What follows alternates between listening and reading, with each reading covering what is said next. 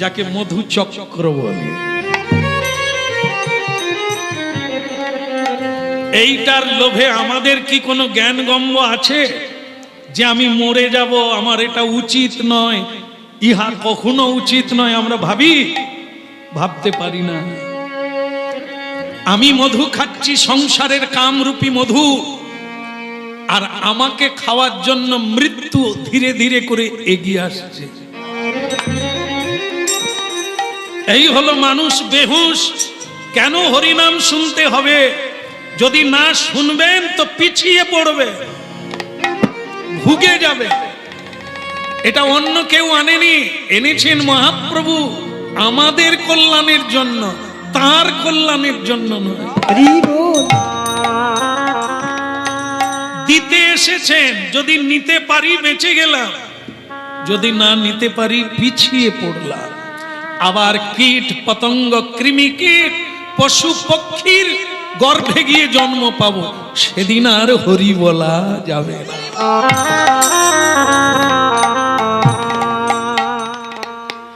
এই জন্য ভক্তমন্ডলী মায়েরা হুঁশিয়ার, সব সময় হুঁশিয়ার থাকুন। আপনি তো খাচ্ছেন, আপনাকেও যে কেউ খেতে পারে আপনি কল্পনা করেন?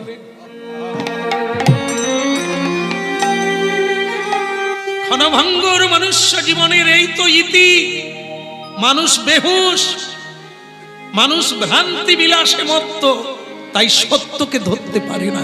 যুধিষ্ঠির মহারাজ বলছে, কৃষ্ণ কি দেখলেন? বলে একটা অবাক কাণ্ড। কি? এই তো অবাক বললেন যে মধু খাচ্ছে, বলে তার চাইতেও অবাক। বলে কি? একটা সাপ তাকে খেতে যাচ্ছে, সে জানে না। বলে তা আস্তে আস্তে, তা আপনি কি করবেন? আপনি চলে আসুন, আমরা পালিয়ে যাই। এইখানে যুধিষ্ঠির মহারাজ আবার রেগে গেলেন। এইটাই তো তোমার দোষ। একটা লোক বিপদে পড়েছে, মরে যাবে, আর তুমি বলো আমরা পালিয়ে আসি। এই জন্যই তো কুরুক্ষেত্রে এতগুলো মানুষ মরল, তোমার জন্য। ভগবান কৃষ্ণ হলে এখানেও এসে ঝাড় দেওয়া শুরু করলো। ঠিক আছে, আমার দ্বারা হবে না। আপনি কি করতে চান? আমি বাঁচাবো। আপনি ওই লোকটাকে বাঁচাবেন, গ্যারেন্টি। ও তোমার সঙ্গে আমার এই মানে কি বলবো, এই প্রতিযোগিতা থাকবে। আমি তোমাকে প্রতিজ্ঞা করে বলছি আমি ওকে বাঁচাবো, আর তোমাকে আমি দেখিয়ে দেব যে মানুষ কি না করতে পারে। তুমিও পারতে, তোমার জন্যই এতগুলো লোক মরল, পৃথিবীতে এত দুঃখ, এত কষ্ট, যন্ত্রণা, তোমার জন্য।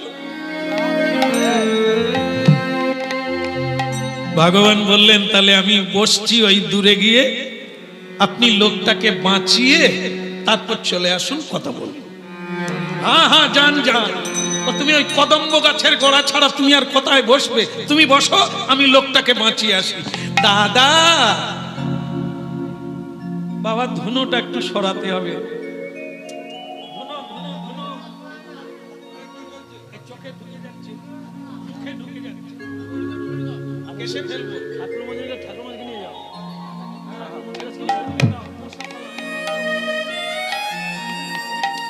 বলুন রাধা মাধব কি? কি হচ্ছিল ভুলে গেলাম। বাঁচাবে? আপনাদের টেনশন তাহলে কমে গেল। যুধিষ্ঠির মহারাজ বলছে, আমি গ্যারেন্টি দিলাম, ওকে বাঁচিয়ে তোমাকে আমি দেখিয়ে দেব। চেষ্টা করলে কি না হয়।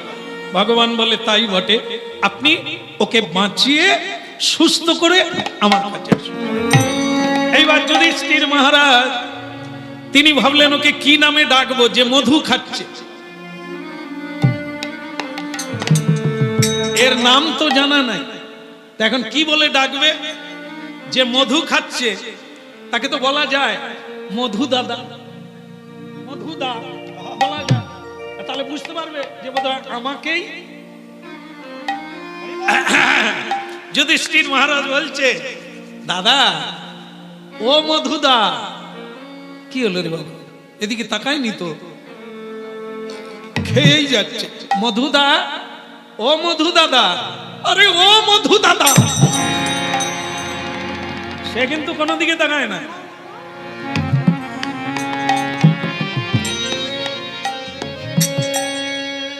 শেষকালে যুধিষ্ঠির মহারাজ যতটা জোর ছিল দেখে দিল, আরে এই মধু দাদা। সেইবার রেগে গিয়ে বলে, আচ্ছা মেলা তখন থেকে মধু মধু করছেন কেন বলুন তো, কি হয়েছে বলুন তাড়াতাড়ি। আরে বাবা, তুমি যে মধু খাচ্ছ ঠিক আছে, তোমাকে খেতে যে একটা সাপ আসছে সেটা কি দেখেছ?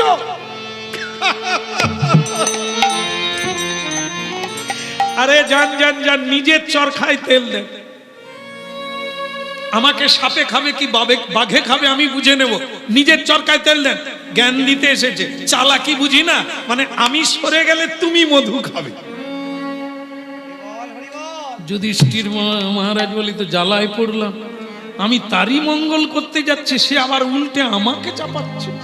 বলে ও সরে গেলে আমি মধু খাবো, মানে আমি চালাকি করছি। হ্যাঁ, আর ওই সময় ভগবান কৃষ্ণ দূর থেকে বলছো কাজ হলো না। না, লোকটা কি বাঁচলো? বলে আমি চেষ্টা করছি, তোমার মতো না, খালি পিরিক পিরিক বাঁশি বাজাতে জানো, মেয়েদের ডাকতে পারো, এই লোকটাকে বাঁচাতে পারো না। কৃষ্ণ বলে কজন আর লাগবে, একজন তো, আপনি করুন। বলে হ্যাঁ দেখিয়ে দেব। মধু দাদা বলে মেলা বকবক করে, নিজের চরকায় তেল দেন তো মশাই, আমাকে আমার খেতে দেয়। এখানে এতদিন আমি আসছি, আমি জানি না এখানে সাপ আছে, আপনি যান, চালাকি করতে হবে না, যান। যুধিষ্ঠির মহারাজ বলে আমি কিভাবে তাকে বোঝাবো যে তুমি মরে যাবে আর একটু পরে, এইটাই তো বোঝাতে পারি না। ভক্তমন্ডলী মায়েরা, প্রতিদিন হাজার হাজার মানুষের সামনে হরিনাম গাইছে। আমরা যদি বোঝাতে পারতাম মানুষকে, তাহলে পৃথিবী বদলে যেত।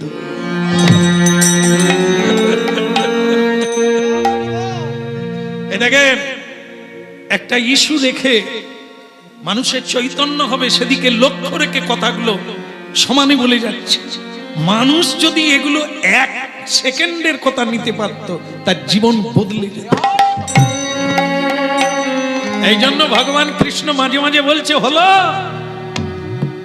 ও বাঁচলো, বলে এইবার বেঁচে যাবে। আমি বলে দিচ্ছি মধু দাদা, সাপ তোমার কাছে চলে এলো, বলে ও সাপ হোক বাপ হোক, তুমি তোমার কাজে যাও, আমি মধু খাও।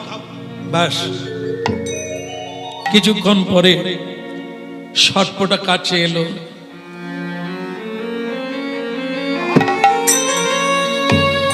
ওরা সব জায়গায় ধরে না, মানুষের মুন্ডুটা ধরে।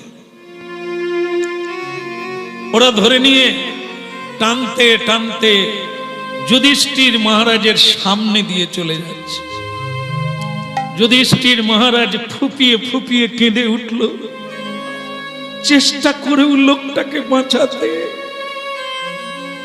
আরে দুর্ভাগা, তুই কি মরতিস যদি কথাগুলো বলো, যদি আমি তো বাঁচার কথাই বলছিলাম, যে তুমি দেখো তোমাকে সাপ খেতে আসছে, কত চিৎকার করলো।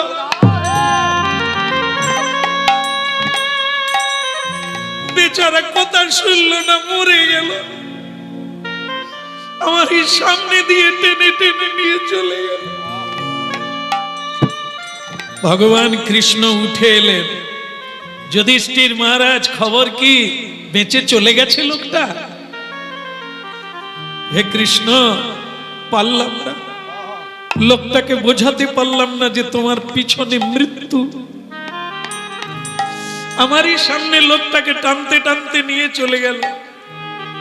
ভগবান কৃষ্ণ বললেন, এই তত্ত্বটা যদি বুঝতে পারেন, আপনার অভিমান চলে যাবে। যুগ যুগ ধরে আমি কত বেদ, পুরাণ, উপনিষদে কত কথা মানুষকে জানিয়েছি। মহাভারত, রামায়ণ, গীতা, শ্রীমদ ভাগবত মানুষের কল্যাণের জন্য সাবধান বাণী দিয়ে দিয়েছে। কজনা নারী ভাগবত পড়ে, কজনা বাবা ভাগবত পড়ে। ভাগবত মানে আমার বাণী, কত মানুষকে বুঝিয়েছি। কজনা বোঝে, কোটিকে গুটি, বাকি কেউ বোঝে না। ওই রকমই নিজের চরকায় তেল দাও, অত জ্ঞান দিতে হবে। সেই মানুষেরা মরবে, কষ্ট পাবে, দুঃখ পাবে। আপনি আমি হাজার চেষ্টা করলেও পারবো না। আর দাঁড়া, কথাটা বলে দিই, আপনি শুনে রাখুন ইতিহাসের পাতা। আপনি বলছেন যুদ্ধটা আমি আটকালে পারতাম, নিশ্চয়ই। আপনি জানেন, আপনাকে না বলে আমি শান্তির দূত হয়ে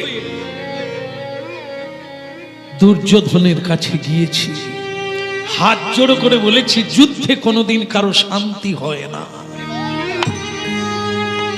দুর্যোধন, ভাইয়ে ভাইয়ে যুদ্ধ করো না, মীমাংসা করে নাও, 5টা গ্রাম দিয়ে দাও, 5 ভাইয়ের জন্য 5টা গ্রাম দিয়ে দাও, যুদ্ধ করো না। আপনি জানেন, যদি দুর্যোধন আমাকে বলে দিল বিনা যুদ্ধে নাহি দেব সুচাগ্র মেদিনী, আর আপনি বলছেন আমি যুদ্ধ বন্ধ করতে চাই না। গীতায় শান্তির বাণী, শ্রীমদ্ ভাগবতে শান্তির বাণী, উপনিষদে শান্তির বাণী কে কে পড়ে, কে শুনে, কে গ্রহণ করে? যে সাপের কাছ থেকে বাঁচবে, দুঃখের হাত থেকে বাঁচবে, যদি শুনে তবে তো, যদি মানে তবে তো, যদি না মানে, না শোনে, তাকে আপনি কি করে বাঁচাবেন? যেমন আপনি পারলেন না, সাপের হাত থেকে একটা মানুষকে বাঁচাতে পারলেন না।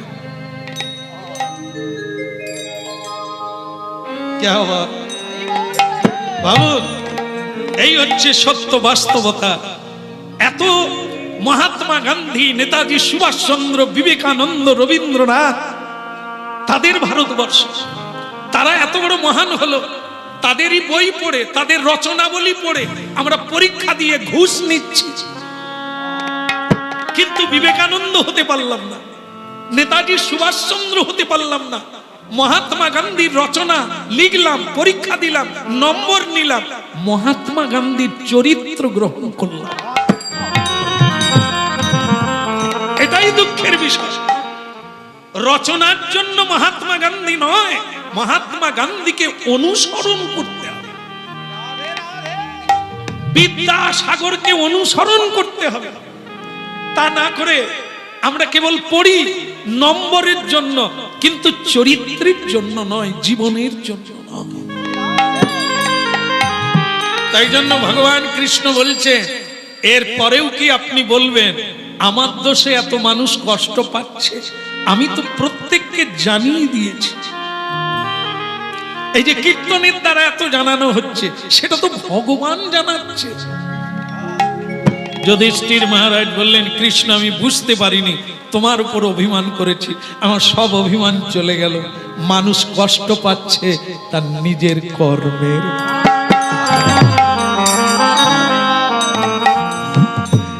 তোমার বাণী শুনে যদি কেউ চলে, তবে তার জীবন কানায় কানায় ভরে যাবে। কিন্তু দুর্ভাগ্যবশত মানুষ নিজের খেয়ালে চলে, তোমার বাণীতে কেউ চলে। বলে কন্হৈয়া লাল কি, বলে গিরধারী লাল কি। হ্যাঁ, যুধিষ্ঠির মহারাজ চোখের জল মুছে বললেন, আমার দ্বন্দ্ব মিটে গেল, আর আমি তোমাকে দোষারোপ করব না। তুমি জগতের কল্যাণ চাও, মানুষ যদি না চায় তুমি তখন কি করবে? হ্যাঁ কি না? এই যে আমি এত বুঝাচ্ছি, লোকে বলে বলে শ্যামসুন্দর প্রভু আপনি খুব বুঝাতে ভালো পারেন, তো যত বুঝান, আমি যদি না বুঝি আপনি কি করবেন? ঠিক কি না? এটাই সত্য। বোঝাচ্ছে সবাই, হ্যাঁ, কিন্তু আমি যদি না বুঝি, যতই বোঝায়, এই যে কি বলে না, হ্যাঁ, যদি বোঝে আপে, না হলে বোঝায় কার বাপে। আমি যদি বুঝি নিজে তবে ঠিক আছে, না হলে এমন কোন বাপ আছে আমাকে বুঝিয়ে দেবে? আমি মানি না, আমিও সব মানি। কি বলো রাধা মাধব কি?